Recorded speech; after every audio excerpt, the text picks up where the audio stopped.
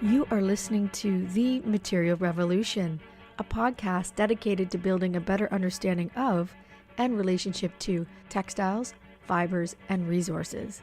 I am your host, Catherine Susi, and I'm sitting down with artists, designers, educators, scientists, and creative thinkers from around the globe about their specialized knowledge and experience in working with fibers, processes, techniques, and technologies with the intention to create awareness, inspire knowledge, address responsible practices, encourage creativity, and to build a material community. So I welcome you to tune in and listen to those who are contributing towards change and a material revolution. Before we dive into today's interview and content, you can find us at www.thematerialrevolution.com. Follow us on Instagram and Facebook at The Material Revolution. And to view some of our video interviews, hop on over to our YouTube channel. Hello and welcome to this week's episode of The Material Revolution. I had the unique opportunity to sit down with Otto Von Busch. For those of you who perhaps aren't familiar with his research and practice, he is an author, a theorist, and a fashion hactivist who is an associate professor of integrated design at Parsons, the New School for Design. He has an interesting yet interdisciplinary background in arts, craft, design, and theory. And many of his research projects emphasizes, explores, and promotes the practice of alternative fashion strategies. It is from this space that he has been able to showcase how design has the ability to activate collaboration and social activism with the intention to create support for social sustainability, peace, and justice. Many describe him as a visionary, and in my opinion, he's one of the best writers, thinkers, and theorists of our generation. I am a super fan. His research and practice questions yet envisions ways in which fashion can be more participatory, engaging, and with what he refers to as fashionable. So that's fashion-able. This is just one of the several terms that he's established to help reframe the language, the fashion lexicon, because in our conversation, which we touch upon this, there really is a lack of language that really assists in developing a better understanding and use of fashion. And so it is not just in the term fashionable that he's been able to slightly shift the compass on. We are able to understand what this term can fully represent and what fashion actually has the ability to do. And it's actually in this playful shift that it brings forth this awareness and insight into how we use language. And in particular, given that this podcast is about textiles and perhaps our conversation is a bit more fashion focused in this case, but it's really giving us all the opportunity to be empowered. And it's with this empowerment of language that we're able to contribute to this very necessary shift in building a better relationship, not just with our materials, but with our clothing. And in addition to fashionable, Otto coined the term fashion hactivism. And this is a term that I became familiar with in and around 2010 when I was actually reading his PhD thesis on the subject. And we talk about how this term came to be and how this practice came to be and how it's evolved over the years. And before I transition into my conversation with Otto, I thought it was appropriate that I share with you an excerpt from an article that was from an interview that someone else had with Otto.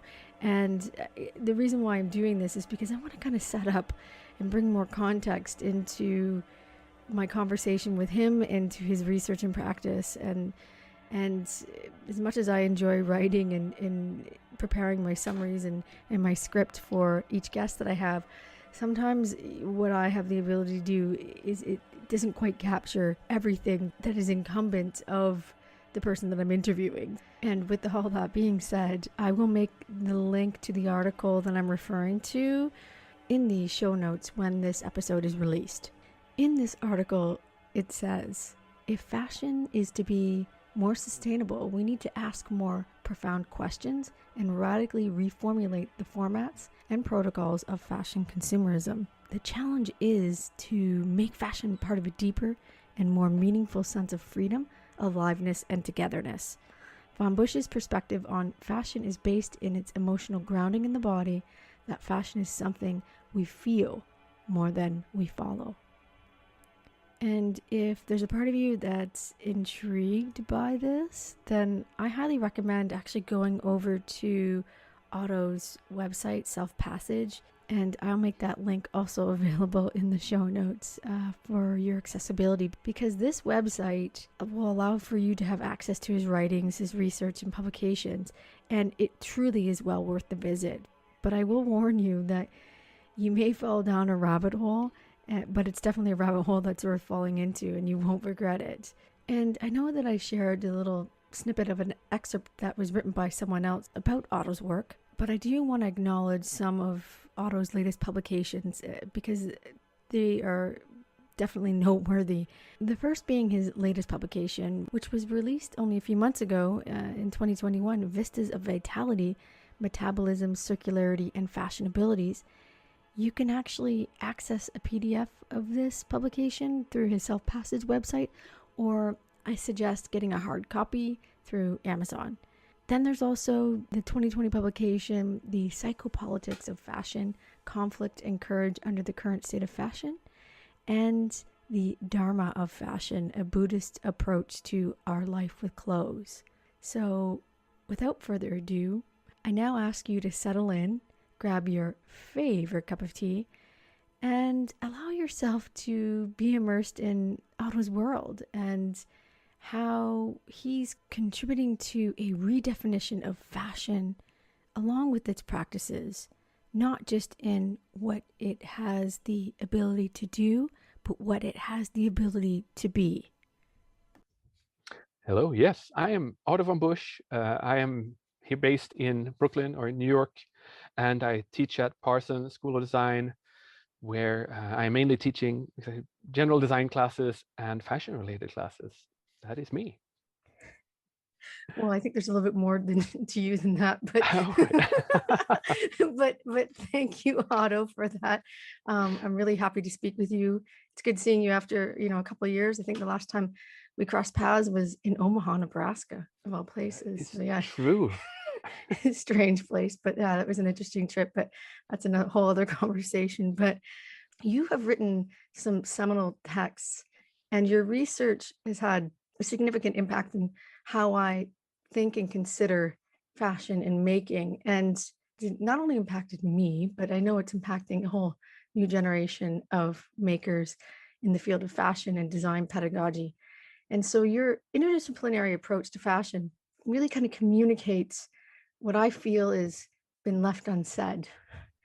And it's your research and writings that address core issues, yet at the same time, you generate and you identify areas that are completely possible and tangible. It allows and invites this possibility of exploring alternative methods to cultivate new forms of engagement, not only in how we make and wear clothing, but how we experience them. And so I first read your PhD dissertation, Fashion Able, Hactivism, and Engaged Fashion Design in 2010 when I was a graduate student. And through this, you identified a new role in fashion. And this role was socially engaged and shift that narrative along with the methods that are traditionally associated in the making of fashion, which is referred to as fashion hactivism. So for our audience, can you explain what this is and how we can encourage people to become more fashion able? Yeah, I mean, this is research that started at the turn of the century. I mean, almost 20 years ago, where a lot of things were happening with how the internet culture was really disseminating and creating new ways to think about the world in many ways. And this was, of course, the time of blogging, the time of Web 2.0 and things, but where the participatory element and the co-creative element of the internet was really springing into bloom, and that was what I was really fascinated by. So thinking, like, what could we learn from this as we approach fashion, and thinking fashion as sort of an operating system? What would be sort of the Linux, the open source version of this that would encourage people to be part of taking ownership of it? And how would we as fashion designers sort of shift our mindset too, in being opening fashion to be more participatory, and allowing and also cultivating the interaction between the designer and the brand and the users, so that users would not only be sort of relegated to being only consumers and only being the ones who would purchase ready to wear things, and that was basically the only agency they would have in relationship to the system. So my approach was really like, what can we learn from this, and how can a new fashion designer role emerge that would take this kind of interaction more seriously? How would we work as fashion designers where we would really try to open the interface between our own practice and the industry, if you want to say so, and the agency of the users? So that was really what I imagine being this kind of hactivist role, that is a hacker and activist, that allows the system to be hacked and be opened and more participatory in that sense. But and fashion abilities was also then a shift from thinking that what we do when we purchase clothes is that we buy fashionable stuff that has become fashionable because the designers have sort of put their holy touch on it, if you want to say so, and their skills, of course, and investment in it, and I purchase fashionable stuff, but this still leaves me as a consumer, quite passive in that relationship. So fashion abilities would be really this sort of stretch or depth of the interface, if you want to say so, where a designer, in a sense, becomes almost like a teacher or a coach, or someone that would actually help the users cultivate and practice fashion abilities. And I would think then that would also help us, in a sense, not only spread a sense of empowerment and a sort of a deeper engagement with clothes, but also with being human and being a citizen, that can a fashion designer actually help people and consumers cultivate a deeper sense of subjectivity, a deeper sense of being and authorship of their identities, if we would also help them cultivate fashion abilities. So that was really sort of the background of this, and where the sort of the hactivism comes in as a mode of practicing fashion design that opens up the operating system for a deeper engagement and a more empowering engagement for the users. I hope it makes sense. No, you totally made sense. I just, you just had me start thinking, and I don't want to distract from my series of questions here, but which I try not to do. But no, you've given me a lot of food for thought. But it's important though, like in your years since you identified that you established this research 20 years ago, since you've established it, like what has changed and what has not? Oh yes, I mean, of course, a lot has changed on a general note on the narrative of hacking and hacktivism. I mean, at the time, hacking was a little bit more of an open concept. It wasn't necessarily like states were being hacked and hacking each other, and ransomware and those kind of things. Of course, it was sort of seeds of this, certainly, but it had a little bit more of an activist, autonomous perspective. And this was also, I mean, we also have to think, this is the emergence of the maker culture and hacker spaces. This is before hackathons and all of that, where hacking became something that in a sense have become operationalized within the industry. It has become a tool for, if you're invited to a hackathon these days, it means that you work for free and get paid with pizza. It doesn't, there's nothing, a hackathon doesn't necessarily open all the hopes that was still there, even still 10 years ago. Perhaps there was that internet could be something more than only sort of Facebook exploitation and surveillance and what we're having today. Yeah. So also, I think what has changed from my perspective is that while the metaphor and the sort of the way of working is generative from a perspective of empowerment and skill building, it is still downstream from who defines the concept of fashion, if you want to say so. So Mm. even if we would practice hacking into the fashion system and we would practice these kind of fashion abilities under the current regime, if you want to say so, fashion, we're still downstream. The operating system is still there and we can only do so much. So I think that is a little bit why my work, in a sense, has also changed. While I still use the ideas of hacktivism and especially fashion abilities, I felt that hacktivism it's great for thinking around cultivation of skills. It's great for thinking of the technical elements of how the fashion industry works, but it's not so helpful to radically rethink what is fashion, to radically rethink how do we actually engage with fashion. So Mm. that's a little bit of how I feel that my own thinking around hacktivism has sort of changed, that I need to take a step back, or I've done so over the last years, to really think like, how can we totally redefine what fashion is and does for us? Because even if we hack into the current industry with these Gucci's and Dior's and all these Mm. fashion, it is still leaving us downstream. It still leaves us in the shadow of the existing industry. Mm-hmm. And we're still only sort of patching up a little bit. It's not necessarily the sinking ship, but an industry that is flawed in many, many ways, Oh, and yes. I'm thinking that what I'm now trying to work more on is really help us, or help myself too, at least, rethink what do we call fashion? What is this thing that we engage in when we say we engage with fashion? Mm-hmm. So we're not having this image that the industry is always there and we always have to work in its shadow. How can we really shift our mindset to imagine another way of being with clothes, and another way, a richer way of engaging with garments that goes beyond the Mm. current industry and the current paradigm, whatever we call it, of fashion.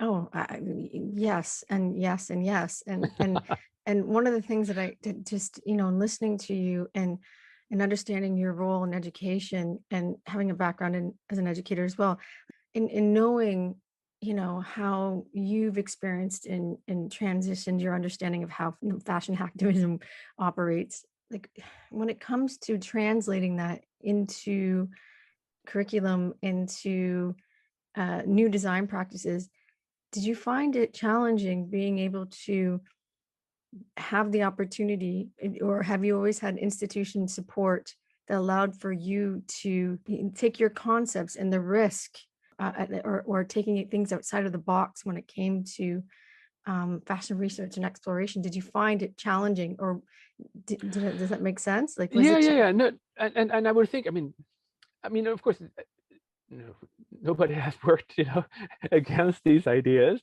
But it's more. I mean, of course, Parsons is a huge, it's Yes, a beast of fashion education, and students come to Parsons with very specific ideas of course. of what fashion is and what fashion could be. And I would think, I mean, this of course happens at any fashion school. What that fashion is such a popular concept and such an engaging and easy way and seductive way of self-authorship, that so many students come totally seduced by the current industry and seduced by celebrity culture, fashion shows, Project Runway, what have you. And so when trying to introduce this, because these concepts, I'm working a little bit in an uphill struggle, Mm-hmm. because of course you come to fashion school because you want the front seat rows, you want the catwalks, you want the champagne and the red carpets, Sure. and everything that is there, and that is such infused in popular culture in such a deep way. So of course we know there's an urgency from sustainability issues. We know there's an urgency when it comes to inclusion, issues of social justice, issues of I mean, and more the students are really seeing the urgencies and the inequalities and equities, etc., that the industry is built upon, and they want to address that in various ways. But it's at the same time a struggle to think beyond the existing model, to think, because it is such a exactly such a seductive icon Yes. of a way of being, and a way of being seen, and a way of being recognized, that I think is so deeply ingrained in many of us, and especially people coming to fashion school, because they want that. often, so in a sense, unlearning that is perhaps one of the big, institutional challenges that I'm facing, in a sense, is that, and of course, people, also students come to Parsons because they want a foot into the industry. They come to Yes. New York in order to get the full package of a certain kind of fashion experience. So there's a lot of issues there that needs to be questioned and in a sense, gently sort of rocking the boat around, in what ways could we go beyond what we have imagined fashion to be and what fashion is could be doing for us and for the students and the, the general population.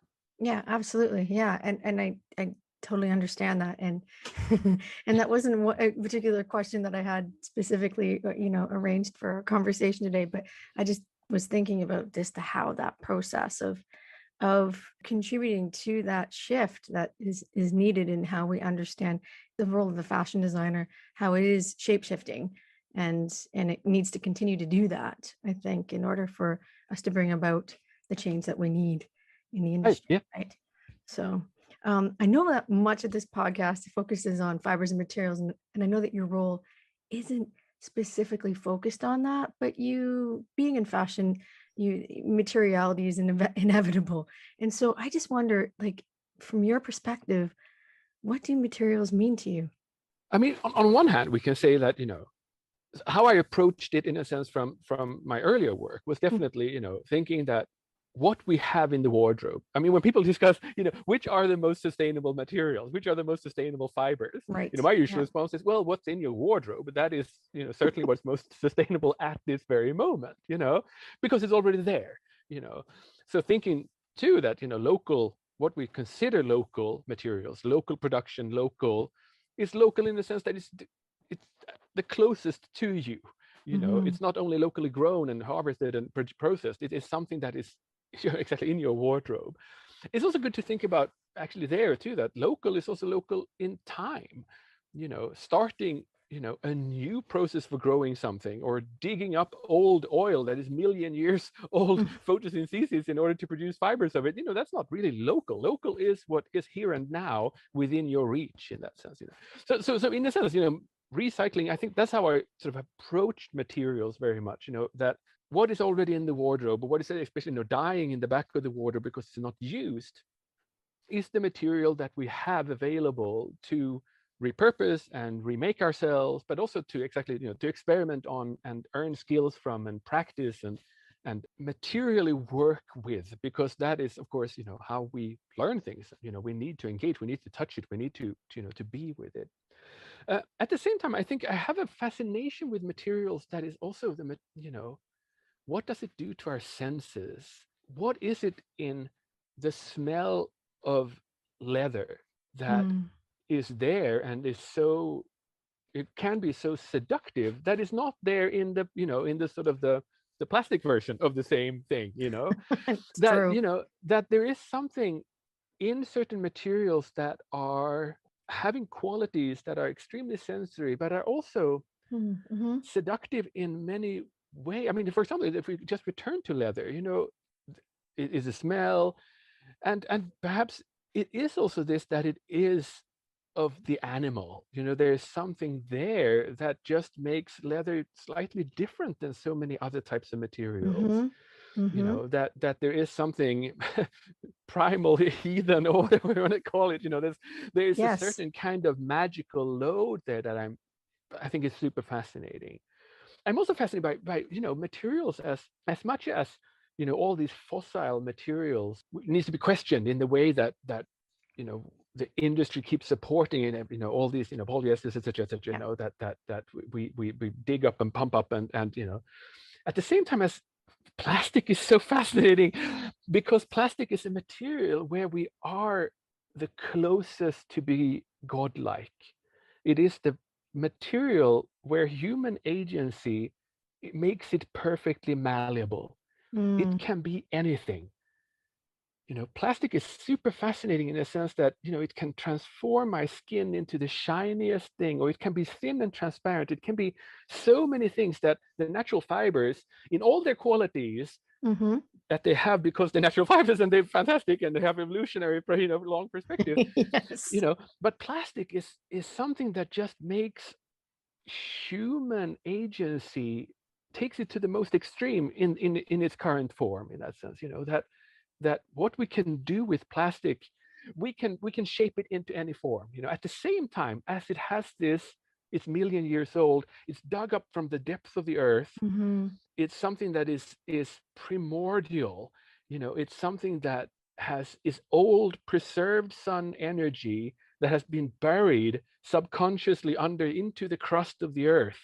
So there's something dark about it. There's something that acknowledges that it comes from the shadows, but I mean, I'm super fascinated by that, Mm-hmm. that there is something in some of these materials that can tell us something about our place in the world that is different from what the natural materials do. The natural materials tell us about ecologies, they tell us how we are interrelated, they tell Mm-hmm. us about the importance of life, the importance of photosynthesis, our interaction and living together with sheep and other, and whichever materials we use. But Mm-hmm. plastic is from the depths of no, there's something there. I mean, I can go on and on because I think it's interesting. Middle Earth. Yeah. No, but it is. Yes, I know. It's Yeah. that. It's from the shadow. Many of these materials that comes from plastic, and if we move it towards, the sort of latex and these kind of issues, there's something that they spring to life at night. They spring to life in the shadow of the sun. They spring to life in our subconscious, in the way that we dream about things. These materials shape the multitude of selves within, can come out in ways that wool does not, in a way, and that is something that I'm fascinated with, because, and it comes back to this question of what fashion is and what fashion can be. Like, Mm-hmm. how many people, how many persons can I be when I say that I dress to be myself or something like that? But who of the many selves that I have inside? My subconscious self? Which desired self is it that I'm giving shape to? And I think some of these materials, you know, give shape to us in ways that is super fascinating, in the sense that they can help us journey within in ways that I'm very fascinated with. No, I get it. It is such a fascinating material to work with.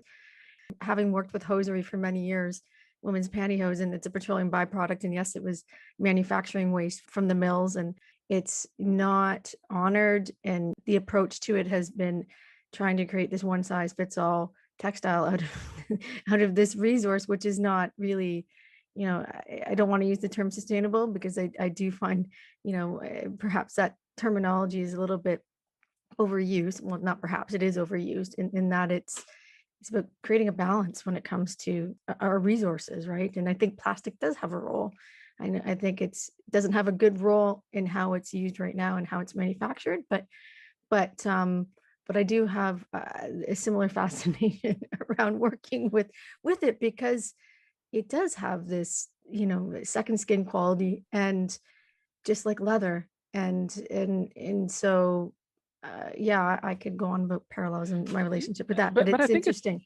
and it is an interest, because I think we have in the sustainability discussion, there's this huge focus on sustainable fiber, the sustainable production, but not the sustainable life of the garment, the sustainability of the person who keeps it and preserves it and uses it in a way to maximize its potential as a vehicle for myself, Mm-hmm, that mm-hmm. I can use plastic and leather in ways that are, very sustainable, because they may live with me forever or, throughout my whole life, and they may have an enormous emancipatory relationship with my life. And Mm-hmm. I think we need to think as designers of what does these garments do, and how do our users live sustainably and Mm-hmm. fashionably with these materials, and think about that life, more than think that we're gonna patch up the current system by adding, a little few sustainable fibers that can be composted and whatever, and we can keep on, Yeah. consuming in this habitual non-fulfilling way that is dominating the current industry. So we may use totally unsustainable materials as long as we maximize their use as trajectories for emancipatory growth of the person who wears it.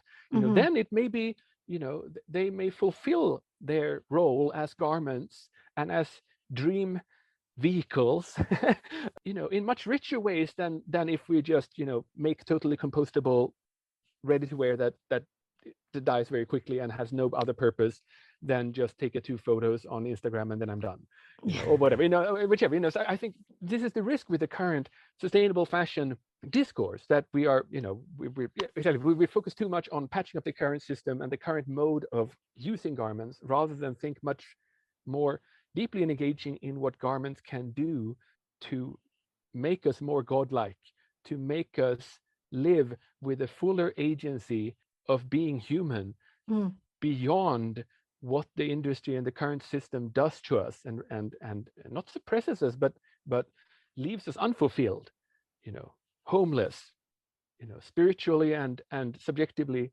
homeless, or in the sense that we, can fashion be a tool to guide us and help us practice a much richer, fulfilling, deeper practice of being a self. And that may be through unsustainable fibers. I'm sorry, that was just No, that was so beautifully said. And I just want to shift for a second, because in my own research and practice, in years of working with obsolete and sewing and textile machinery, a lot of it was discarded. Some of it was left over from factories closing down that were moving offshore, et cetera, et cetera. And I found myself using these tools and having these sort of developing these deep relationships with my tools, not just, trying to bring voice to these waste materials that I work with, that I was acquiring from, the manufacturing process that was considered seconds, or there were things that went wrong in the manufacturing process. So sometimes I'd have hosiery that was, 6 feet long, which nobody could possibly wear.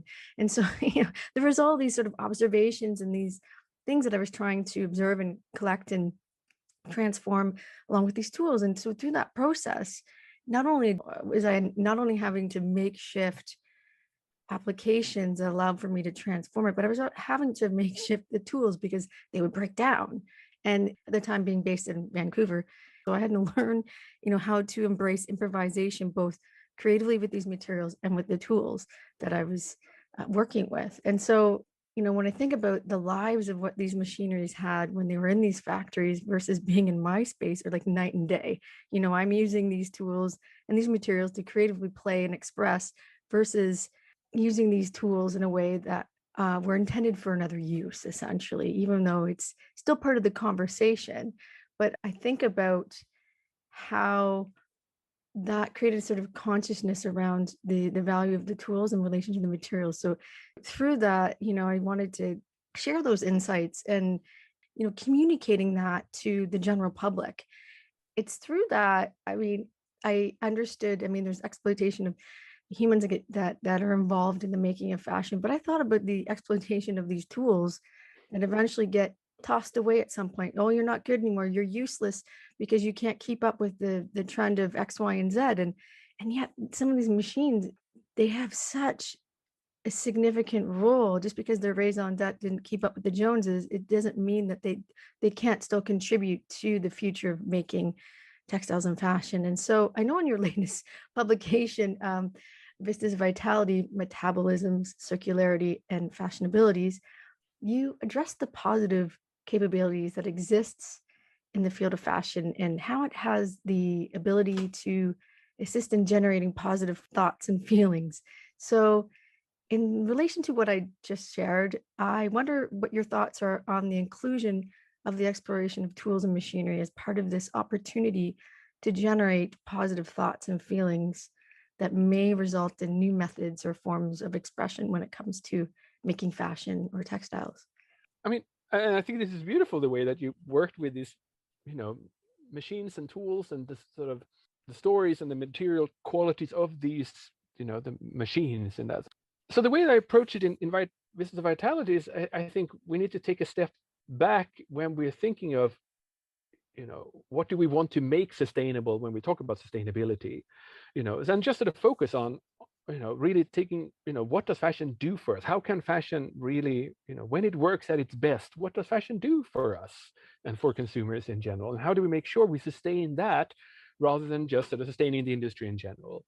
And I think the question is there, coming back to, what stories does fashion help us tell about ourselves, but also exactly coming back to the questions of machines, production, and so on, the questions of, often now it's the catch-all term has been like transparency, because that is something that tells something, or offers a window into different worlds. And we often hope that by calling something transparent, we are given a sort of, an unfiltered view into this. But of course, they're all part of narratives, and they're all part of what people really want to show. So industries that call themselves transparent, they guide the spotlight to something they're proud of and not the other things.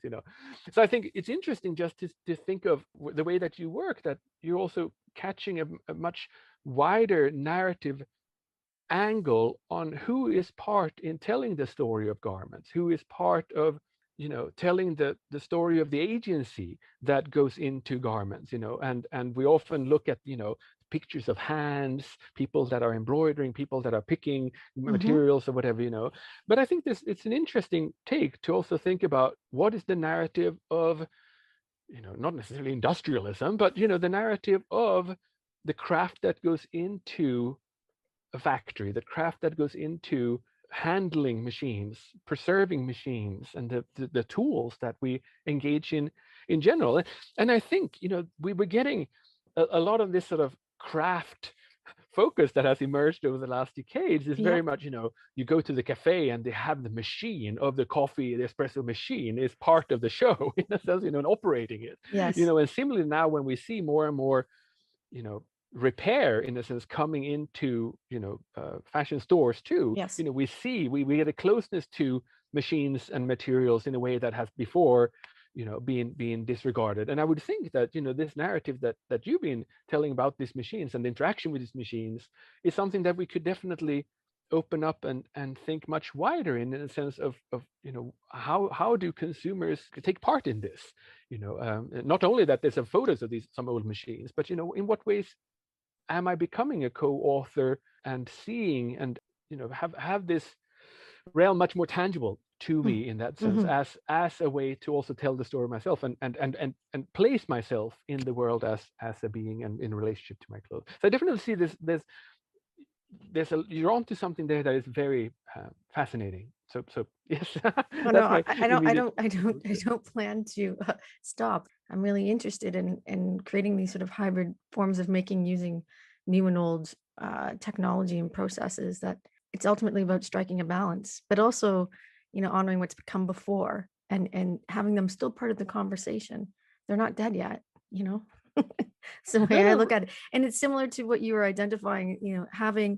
It's about finding what is local, what is here, what can I get my hands on that's machinery or materials. And so it's really been, trying to establish and surveying what's locally available to me rather than ordering a piece of machinery coming from China, for example. No, but right, and we often forget that there's a craft in this kind of engineering too. We often think of engineering as very forward-looking and some sort of space technology. No, something absolutely. that and we forget that there's a heritage craft in the way that this kind of knowledge and this kind of engagement with machinery is something that is very rich and we could embrace in a much wider sense. Yes. Fantastic. Well, coming back to the term sustainability, because it is a term that is problematic, but just like the word fashion with the capital F, which some may sort of refer to as the F word, I find that when you're practicing in reading your writings and understanding your research, like you've been very careful in developing and establishing terminology that really does reflect the way that you see and think and want to see practiced. The fashion lexicon that you've established is shepherding new ways in how we can think and consider and adapt away from some of these sort of negative connotations that we associate with the field of fashion and fashion education. So, given your role at Parsons as a professor in alternative fashion strategies, what are some of the examples of new directions or alternate systems that are emerging that you would like to see supported moving forward? I mean, so one way to just start this is, I mean, it is really tricky working with fashion because of the term itself, I mean, coming back to this Yeah. F word of course, et cetera, and I think it's the same challenge in a sense that we're facing with, the word of love, for example, that in English we have one word for that, whereas the Greeks had a handful of those, that had everything from the erotic love to the community love to the playful love, et cetera, so they had a much richer vocabulary to discuss the most important feeling that we have in a sense. And in English, or I mean also in so many other languages, we reduced to a very limited vocabulary. And I think this is the challenge when it comes to fashion too, that most often, when we end up in discussions, and this is in fashion studies and fashion sort of theory as much as in the field, we don't really know exactly what we're talking about, or we very rarely agree on what we really mean with fashion. Very often we just treat it as a term saying that what is fashion is like what the industry puts in the shop windows, basically, or something like that. That's basically what we say fashion is. So our first step, in a sense, is to try to help us develop a little bit richer vocabulary for what fashion is in that sense, and fashion then can be that. We need a sort of a better vocabulary to think about the depth of fashion. That fashion is then not only sort of exactly what the capitalism tells it is, or what that shallow thing that is about vanity, or that sort of consumerist illusion that we engage in, or whatever. So there's all these kind of pointing fingers at fashion, saying everything was wrong with it, but we have a very limited vocabulary to speak about all the things and the possibilities that fashion does for us. And similarly, coming back to sustainability and the discussion I was just hinting at earlier, that we need to be better at this in order to make sure that we sustain the right things, rather than just sustaining the industry or sustaining this capitalist conspiracy, or sustaining a sort of shallow vein engagement with it. So um, so that is a sort of a starting point for that, and the minor of I've been sort of been point person and helped develop here at Parsons in alternative fashion strategies has been about really trying to sort of reimagine how do we work with local crafts and production, and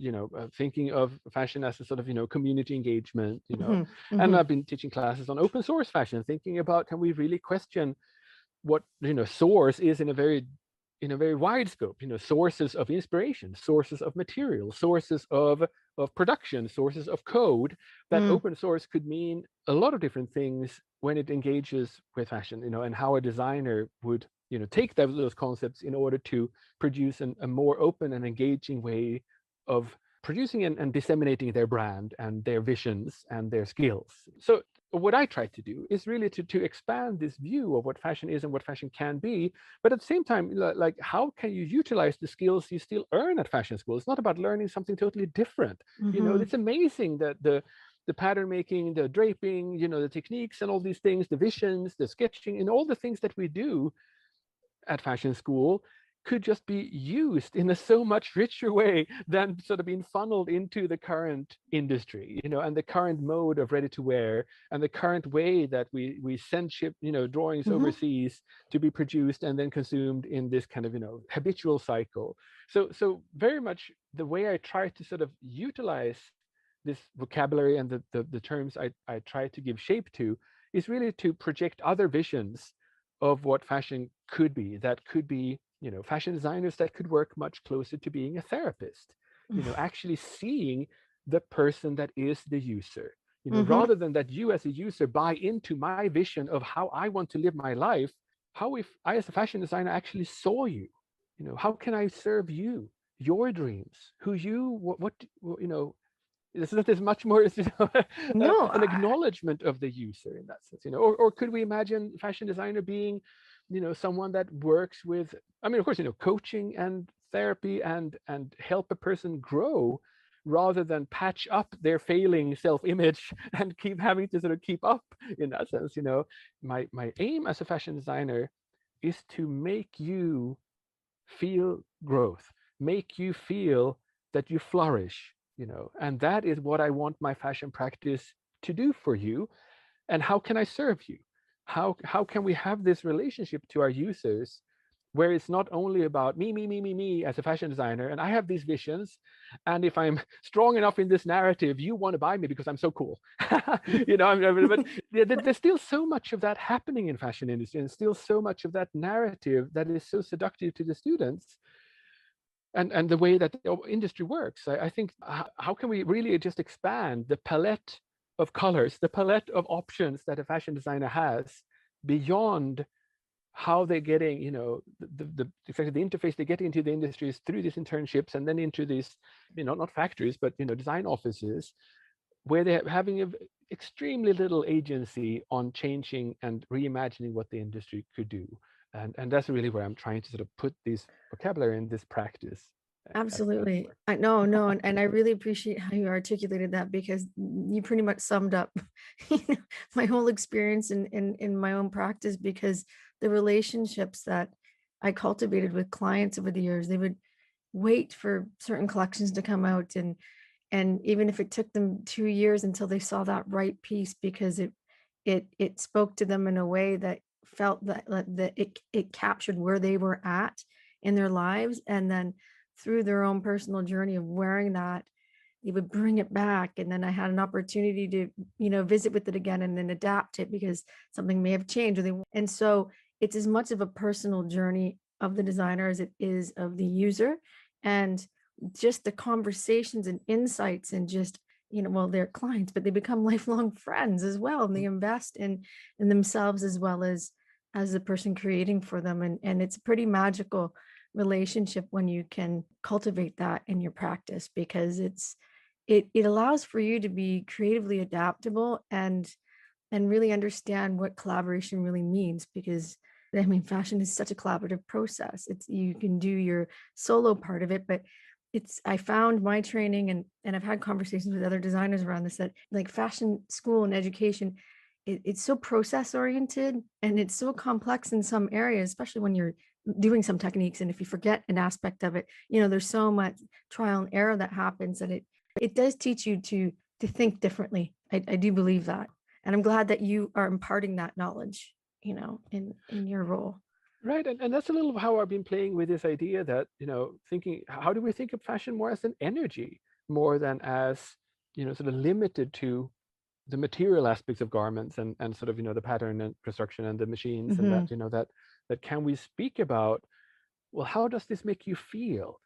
How do you feel energized by certain garments and not others? And of course, in certain situations, it may differ too. Sure. But like, what is it that garments do to you, and how do we start the discussion there, rather than like, oh, what is the cool silhouettes right now, or what are the cool or something, that we don't start the discussion at what's happening out in the world, in a sense, in the trends, and etc., but we start it within you. You touched upon, aspects of just the emotional connection, and fostering an embodied experience with our clothing, and those relationships that are very necessary in order to, I think, establish that balance that we want to see in how people experience their clothing. So speaking of the emotional components of what you've already addressed, there's terms such as like heart on your sleeve, and there are other sort of metaphors and terminology that's used in relation to our clothing. And it's often, reflected in a detail of a garment. So as an educator and researcher, you've addressed that emotions and their influence on the body were never really addressed in fashion, neither in the industry nor in its academic research. So can you speak a little bit about this and how this resulted in your publication, Vital Vogue, a biosocial perspective on fashion? Right.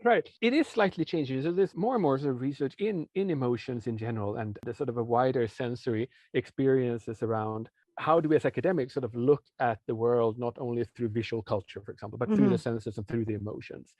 But what that brought me into thinking, exactly coming back to, how does fashion feel? How do we know that it feel right, versus when it doesn't feel right, in a sense, that there is this tension around. What I was trying to reach there with Vital Vogue was to find a language in which we think of fashion as exactly as a sort of an energy that we feel energized with. When someone sees us, we flourish, perhaps, but when someone looks at us with the wrong types of looks, then we feel, we contract and we feel shameful, for example.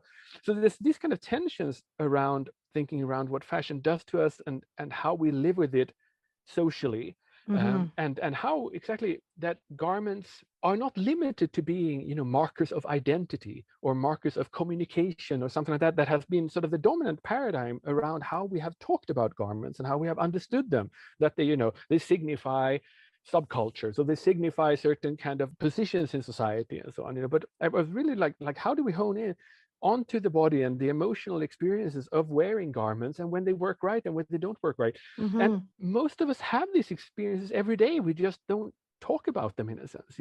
And so it was fascinating working with the students around this, and also in my classes, that sort of, where I sort of have been building up this perspective of like how you dress up for going to a nightclub, that with garments that should feel right there, at that setting, but you wear a trench coat over it on the way there to, and when you take the metro, in order to not get those, the wrong kind of perspective and the wrong kind of energies on the garments that would work perfectly at the dance floor in that nightclub, for example, or that the garment that will get you in to the nightclub, maybe the garments where you feel vulnerable going home from the nightclub, etc. So, so there's these kind of Mm-hmm. tensions that so many of us are engaging with, but we never really, somehow the fashion narrative and the way that we analyze and talk about it from academia is just very limited and very focused on, class or race or identity, these kind of things, rather than exactly the everyday emotional experience of engaging and living in, really, in garments and in our hopes and dreams of what these garments do to us. Mm. That when we talk about or use these, words of identity and so on, it sort of puts fashion and myself into this little box. So Otto is this, Mm. or whatever, and it tells very little about how I use garments to go beyond that little thing, what my identity is. That so Mm-hmm. much of fashion are the garments exactly, our dreams of going beyond what is in the box that has put us there, in that sense. That so many of Mm-hmm. these garments are the way that we buy them to be freer in ways that we may not be in our workplace, or that we may not be in our other limited settings. That the garments may help me come out, in that sense, go beyond what others have positioned me to be, or limited me to be. And I think that's just, it's just the vocabulary we need to be better at articulating and think with as fashion designers, that these garments we produce, these garments we do, are these vehicles of transgressing ourselves, the Mm-hmm. limited scope of ourselves. And just as much, I mean, I love the work of Emily Spivaks and her worn stories, looking at how these garments Mm-hmm. contain these fantastic narratives that she has documented and things. And I've been playing with the sort of the other side of that. I've been playing with this, in a project I've called, Museum of Smothered Selves, of the unworn stories. Mm-hmm. I'm much more interested in the stories of the garments you don't wear, the garments you bought because you thought you were going to be someone, and then somehow you never became that person. What happened? Right. How what happened? What went wrong with that dream that just felt Mm-hmm. right at that moment? And of course, yes, I'm, with the proportion, my body may not be as slim or whatever, everything, but Right. also, like, Yeah. I was not in the right settings.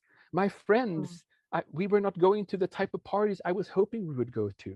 I felt I couldn't dress in that way because, with, I got other friends or something like that. They gave me a side look, whatever.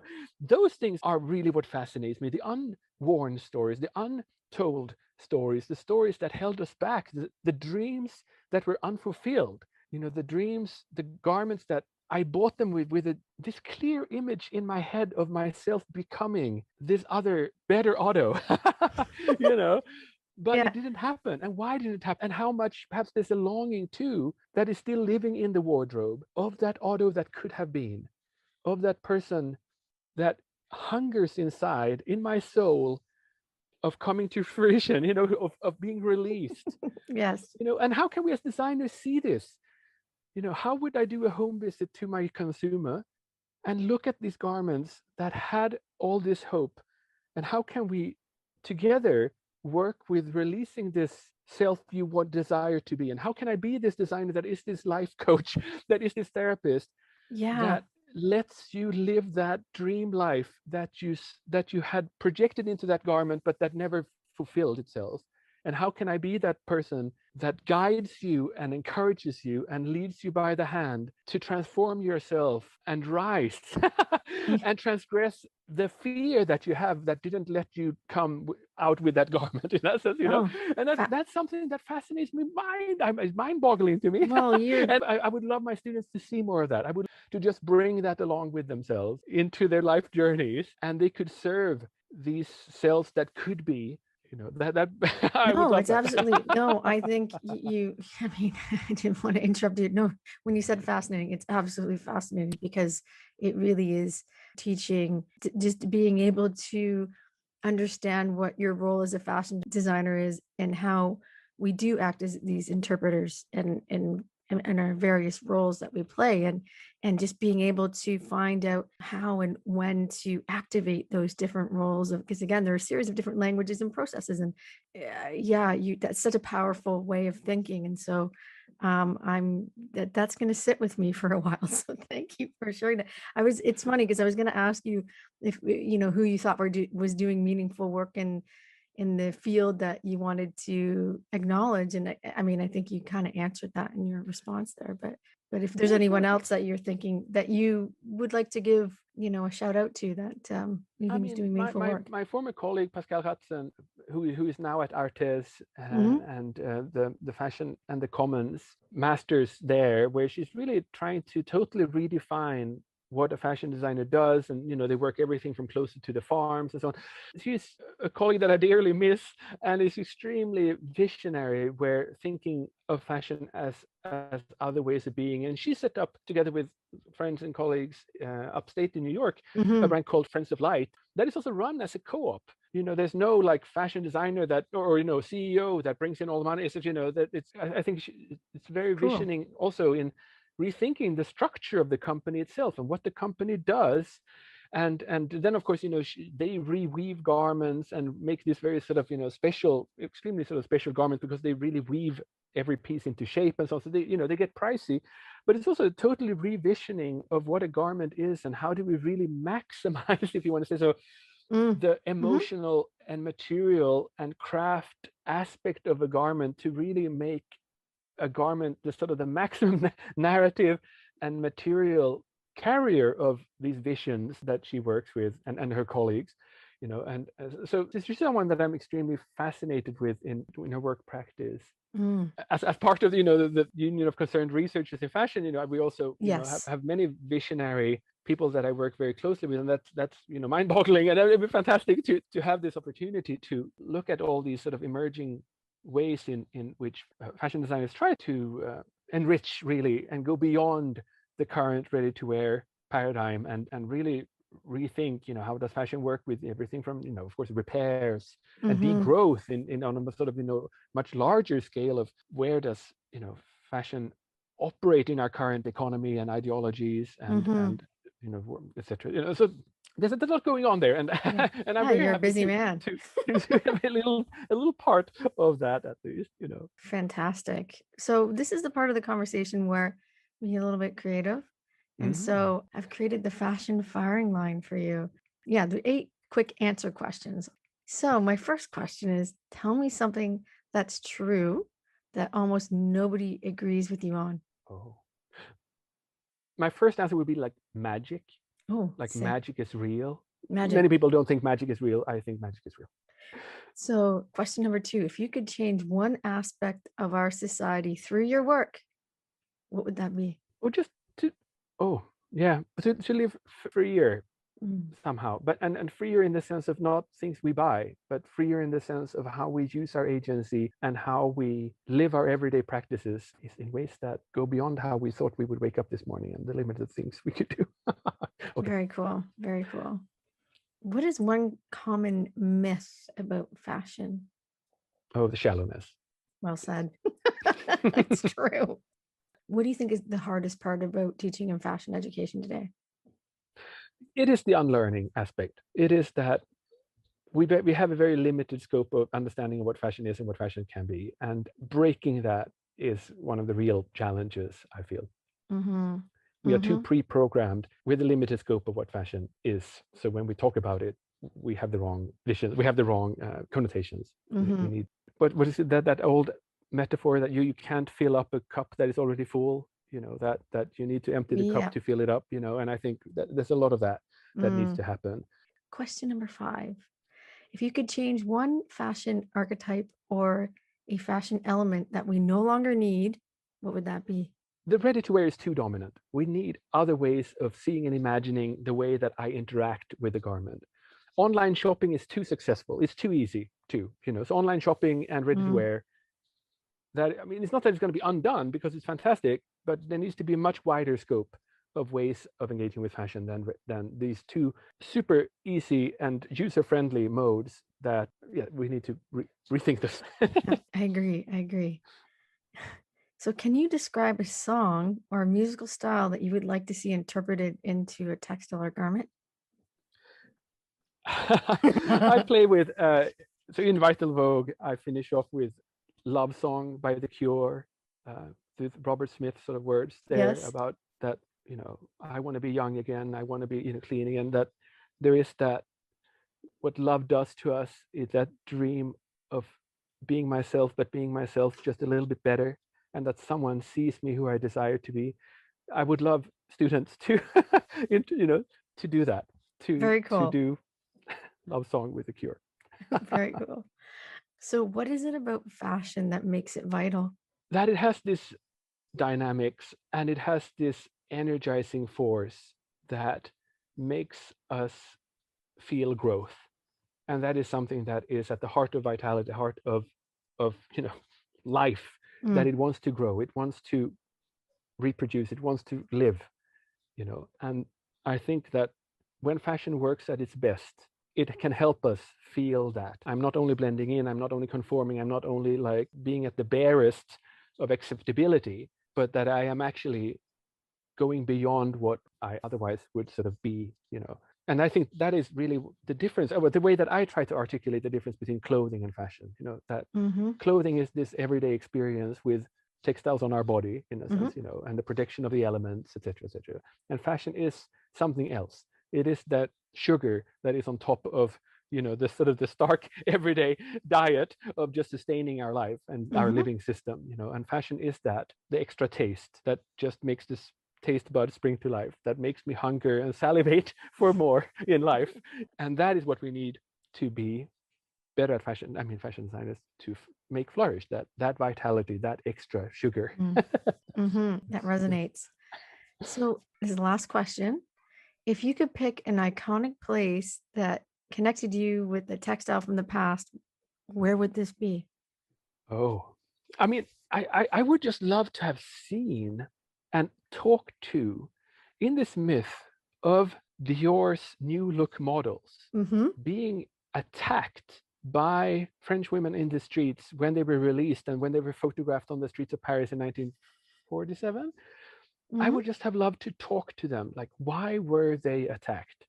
What was it that was so provocative? How did it make them feel that they were provoked to do this?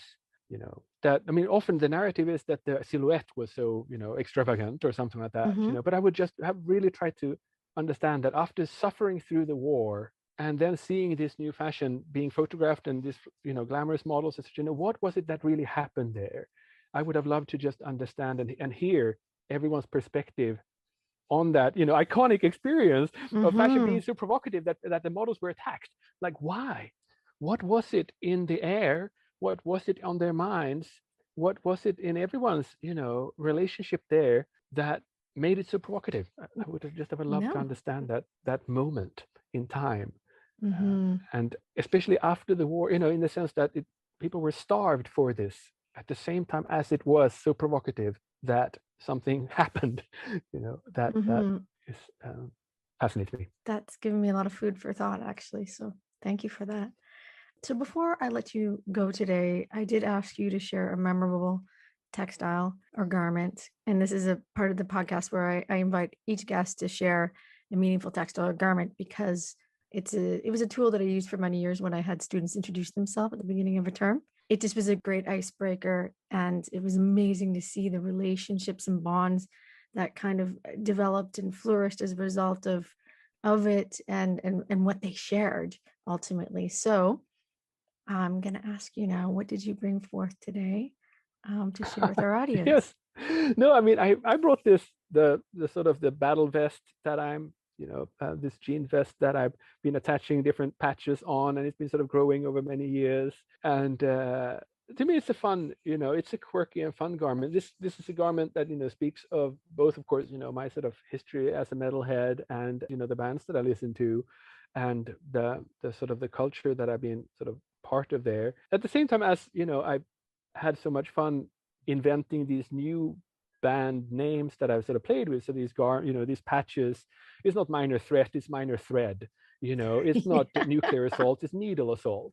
It's not, merciful fate, it's merciful mend. So I've been sort of playing with these, just to sort of speak of sustainability, but still speak of that culture of metal culture that is, of course, dark and gloomy, you can say too, but at the same time as it has this, agency to it, and DIY culture that I identify very much with, in the sense that it's a culture that grows out of a dedication to a very sort of primitive, if you want to say so, type of music making, but that is very, dedicated and very addictive too, of course, it's and powerful. Yes. And there's something there that I'm just very happy with having engaged with, and I think this vest, in many ways, is something that I love building further on. And I'm going for shows and I'm adding patches to it, etc., etc. Now it's getting quite full, so now it's really hard. But still, it has lived maybe as a very joyous garment for many years. And of course, it's also one of these garments that grows better with wear. Which I think is also something we need to be better at as designers, to really think about, like what are the material qualities that age well, that gives a patina of authenticity and the joy of wearing, and that really, is part of their material quality. So that's just the vest that I picked. Yes. And I'm going to share that image with the release of this episode. I think I saw you wearing it once. I can't, maybe it was in San Antonio when I think I first met you. And I wore it actually when we met in Omaha. That's right. Exactly. Because it has been with me for a long time. Yes. So it is that one. That vest. Fantastic. Well, thank you so much for sharing that, and also for taking the time today just to speak with me. I know that you're very, very busy, and it's been really nice reconnecting with you. And is there anything like you want to let our audience know that you're doing? Do you want to share any last minute thoughts or any publications that you want to, or anything that research wise? I'm happy. Or whatever, I put everything that I'm allowed to put online, I put on my webpage, selfpassage.info, where you can download all these, the Vital Vogue and all these, the books and the things that I'm working on. And I'm, of course, very honored that people have, or that you, have read this. It's an amazing, send me an email if you have any questions. Yes. That's what I want to tell people, and fantastic. And I'm happy that it has this life beyond the classroom and beyond, what I, tell in my immediate contact with people. Yes, and it is an immersive experience. There's what you have on your website is just such an amazing resource. That's all I can say. And everything that I've read, and I'm not just blowing smoke at you right now, but it's just you really do hit the nail on the head on so many different elements. It's like the sum of all parts. You bring all of these things together and contextualize it. That makes it accessible. So thank you. Thank you. Yes, and keep repairing, keep mending, and keep reimagining what fashion can be. That I think is really where I hope people will bring away from engaging.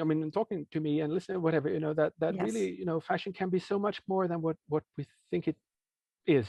Yes. And how do we make people flourish? This is really the question that I think we should all carry with us in our work. So yes. Mm-hmm. Wonderful. Well, on that note, I'll let you flourish with the rest of your day. Thank you very much. Thank you. All good. Speak soon.